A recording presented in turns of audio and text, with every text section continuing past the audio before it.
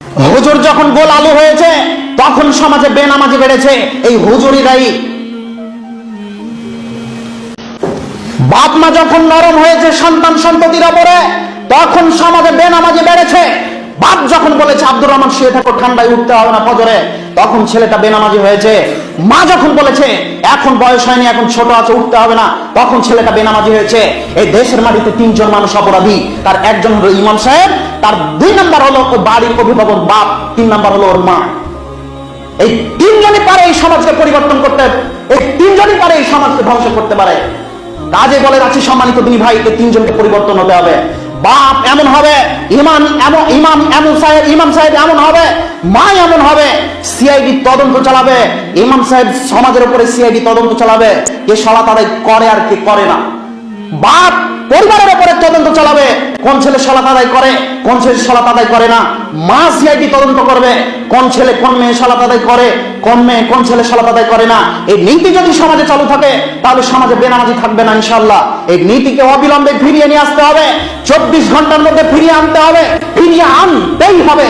শুনুন, 4 ইমাম আছে আমাদের, আমরা মনে করি 4 জন ইমাম বলেছেন, তার 3 জনের বাক্য আমি আপনাকে প্রথম শোনাই। 1 ইমাম আহমদ ইবনে হাম্বল, ইমাম শাফি, ইমাম মালিক, তিনি বলছেন যে যদি কোনো মানুষ সালাত আদায় না করে তাহলে ওকে জেলখানায় বন্দী করতে হবে, যতক্ষণ পর্যন্ত সালাত আদায় না করে ওকে পিটাতে থাকতে হবে। যেই দিন ও সালাত আদায় করবে সেই দিন ওকে জেল থেকে ছাড়া দিতে হবে।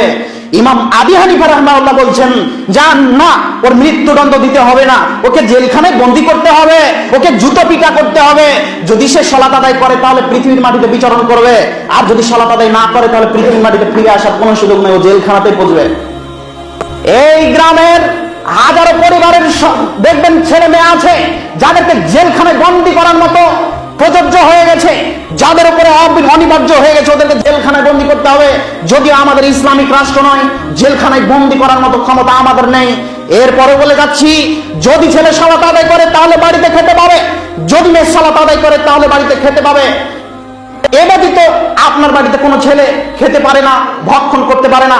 বা ছেলে যদি সালাত আদায় করে তাহলে জমির ভাগ পাবে, মেয়ে যদি সালাত আদায় করে তাহলে জমির ভাগ পাবে। আরো একটি বাক্য বলে রাখি, স্বামী সালাত আদায় করে, স্ত্রী সালাত আদায় করে না, এই গ্রামের মেম্বারকে লাগবে না, এমএলএ কে ডাকা লাগবে না, পুলিশ প্রশাসনকে ডাকা লাগবে না, বিবাহ অটোমেটিক তালাক হয়ে গেছে। কেন?